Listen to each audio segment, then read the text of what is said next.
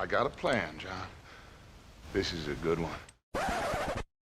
When all of your hopes and dreams are slipping away from your fingertips, does loyalty really matter? Is being selfish okay when it could lead to a better life for yourself?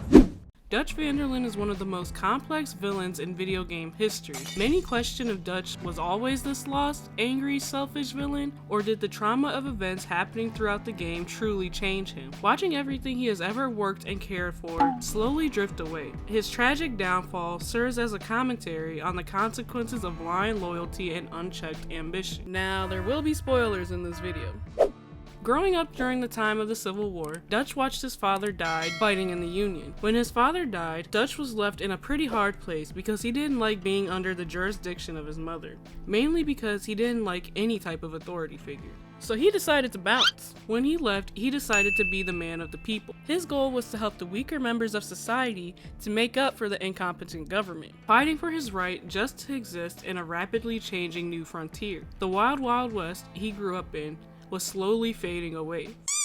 He doesn't think he's the bad guy, and from the looks of it, it didn't seem like he was either. The government is the problem. Cops. America. He starts stealing from the rich to provide for the poor. He even decides to take a few of these poor people in. A couple including Arthur Morgan and John Marston. They were like sons to him. Dutch, teaching Arthur how to read and write, and both of them on just how to survive. Pretty much everyone that Dutch recruited in this gang at some point were in need of help. He was a caretaker with a strong sense of what's right and wrong.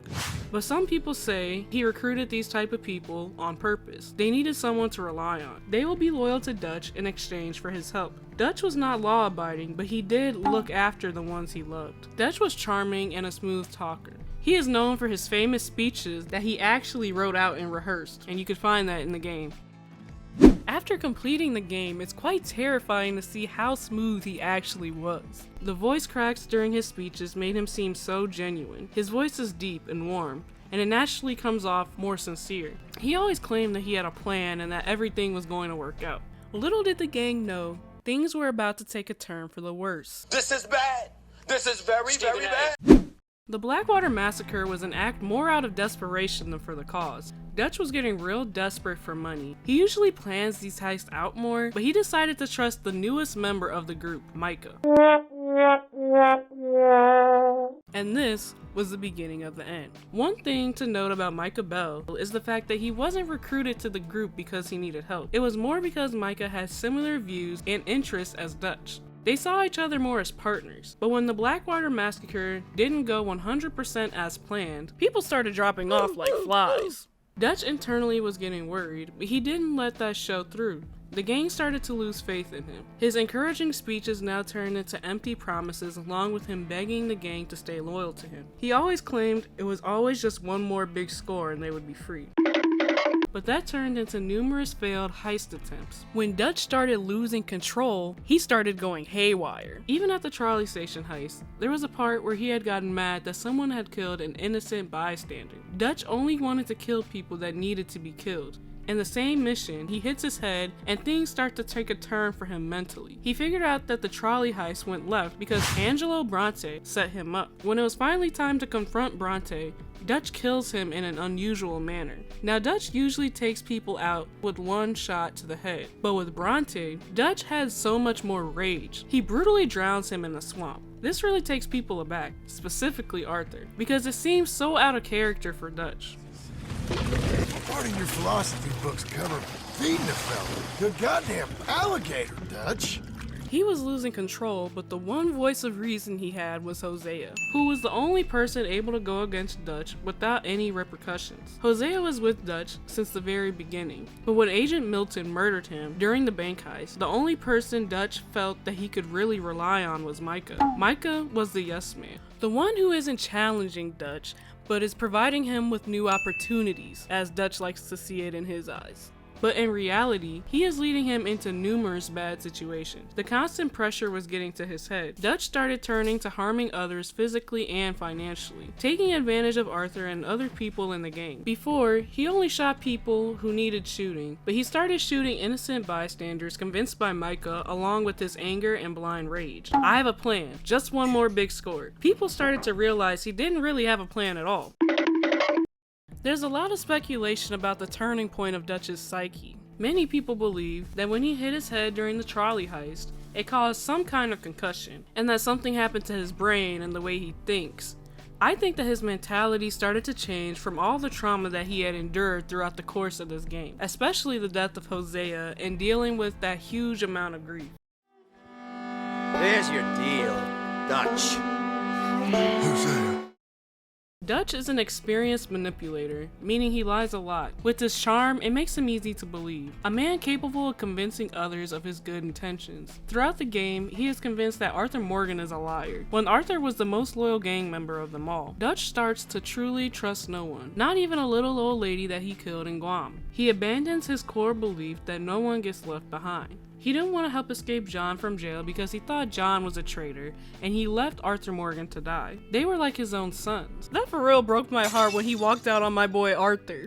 After a while, you realize that Dutch doesn't want a better life. He has an appetite for revenge. He's going to cause as much misery as he possibly can. He essentially walks out on the entire gang just because Micah is leading him to do so. At the end of Red Dead Redemption 2, Dutch had a choice to either kill Micah or John, and he finally realized that Micah was the one who had done him so wrong after 7 years. And for a man who was notorious at giving speeches, he didn't have much to say at all, seeming as though he was humbled. But as we saw in Red Dead Redemption 1, he was back on his mess 4 years later, recruiting the same type of needy people. Dutch continued to make numerous attempts to cling onto a dream that will never see the light of day. Dutch is the dying way of life. His nobility, if not always was a facade for a very long time, seeming as though he has always been a criminal for his own personal gain. Dutch always comes first. He could not change, and it led to his unfortunate downfall. He chooses revenge over redemption time after time after time, and it's probably because he already had dug himself into a hole so deep it's probably hard to climb out of. He's already in so deep. Pause. It all started with the fight for the people. Over time, he lost his message. And it begs the question, is the fight still worth it if it's killing innocent bystanders? That's the people! Dutch is no better than the law, continuing to fight for a revolution, but him and what army? Eventually they catch up to him, but he puts up one heck of a fight, giving one last speech before he decides to end himself on his own terms, alone, with no one on his side. When I'm gone, they'll just find another monster. They have to. Because they have to justify their wages. This clip shows that maybe Dutch was always doomed to fail, seeing that John thought he was doing the right thing, but when he went back home, he ended up dying in a firing squad anyways. Maybe Dutch was right.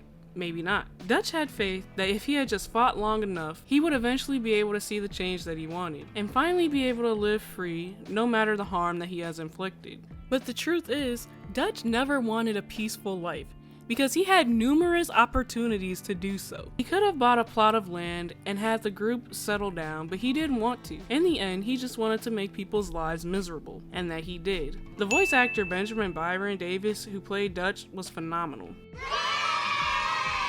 You could really hear the emotion in Dutch's voice and when he's truly upset at something. Someone stated what he couldn't let go of were fine clothes, high-minded books, cigars, alcohol, and attention. He wanted a utopia-free society with all the comforts that only society can provide. I think that pretty much summed up Dutch's thought process. Dutch didn't really know exactly what he wanted, and that led him to fight until the end, almost like he was fighting the air. He even states that in his final speech. My whole life, all I ever did was fight. But I can't give up, neither. I can't fight my own nature. That's a paradox, John. He knows that he cannot fight nature, but he also knows that he can't fight his urge to keep going. So he dies on his own terms. Man, that's deep. Pause again. So was Dutch always this villain, wannabe mastermind? I don't think so. I think in the beginning, Dutch truly did have good intentions and good morals about how some law enforcement and people in politics can be very corrupt. But the way he went about the change was all wrong. Now, he always was selfish and had a huge ego, but it seemed as though he was doing it out of good intentions. Over time, he started having numerous traumas and started losing trust in the people he cared for the most. He started going off the rails, and hey, maybe he did have some sort of head trauma to go along with it. Do you think Dutch was right in his actions? Do you think Dutch deserved to die? And if you like game breakdowns, then you might want to subscribe because we do that a lot here. And check out this video. AK out.